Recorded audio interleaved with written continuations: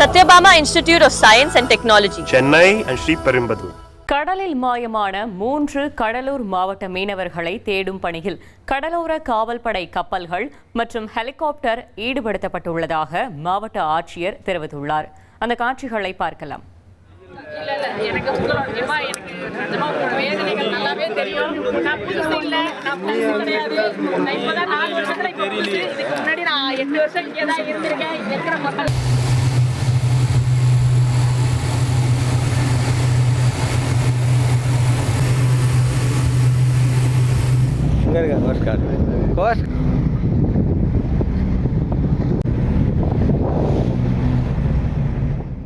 கூடுதல் தகவலை செய்தியாளர் தேவநாதன் வழங்கிட கேட்கலாம். தேவநாதன், வணக்கம். மாவட்ட ஆட்சியர் என்ன தெரிவித்திருக்கிறார்? முழு தகவலையும் சொல்லுங்க.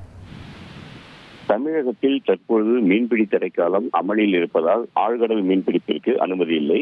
அதே நேரத்தில் ஃபைபர் படகில் சென்று மீனவர்கள் மீன்பிடித்து வருகின்றனர்.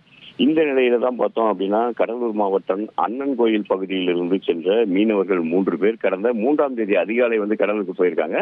அவங்க அன்றே கரை திரும்ப வேண்டிய சூழ்நிலையில அவர்கள் கரைக்கு திரும்பாத காரணத்தினால உடனடியாக இத்தகவல் மீன்வளத்துறைக்கு தெரிவிக்கப்பட்டு அதன் பிறகு மாவட்ட நிர்வாகத்தின் கவனத்திற்கு கொண்டு செல்லப்பட்டது.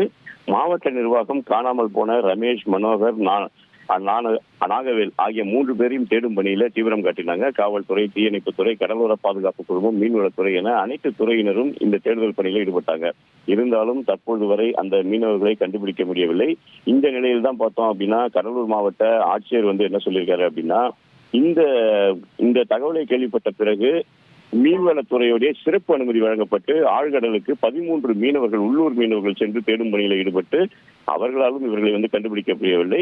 தமிழகத்தின் மீன்வளத்துறை, கடலோர பாதுகாப்பு குழுமம், தீயணைப்பு துறையினர், காவல்துறையினர் என அனைத்து துறையினரும் தேடுதல் பணியில் ஈடுபட்டாங்க. தற்பொழுது கடலோர காவல் படையின் 2 கப்பல்கள் மற்றும் ஹெலிகாப்டர்கள் மூலம் இந்த தேடுதல் பணி மேற்கொள்ளப்பட்டிருக்கு. இருப்பினும் கரை திரும்பாத மீனவர்கள் குறித்த தகவல் இதுவரையில் கிடைக்கப்பெறவில்லை. இந்திய கடலோர காவல் படையினர் மூலம் மீட்பு பணியானது தொடர்ந்து நடைபெற்று வருவதாக மாவட்ட ஆட்சியர் சிபி ஆதித்யா செந்தில்குமார் தெரிவிச்சிருக்காரு. இன்றுடன் மீனவர்கள் மாயமாகி 4 நாட்கள் ஆகும் நிலையில 3 மீனவர்களும் வழி தெரியாமல் படகில் திசை மாறி சென்றார்களா அல்லது படகு கவிழ்ந்து விபத்துக்குள்ளானதா என்ற எதுவுமே தெரியாமல் அவரது உறவினர்கள் அந்த துறைமுகத்தில் காத்திருக்கக்கூடிய சூழல் தான் தற்போது நிலவி வருகிறது. மீனவர்கள் எப்படியும் கிடைத்து விடுவார்கள் என்ற நம்பிக்கையில் அவரது குடும்பத்தினர் காத்திருக்கின்றனர். தகவல்களுக்கு நன்றி Devanathan. Satyabama Institute of Science and Technology, Chennai and Sriperumbudur.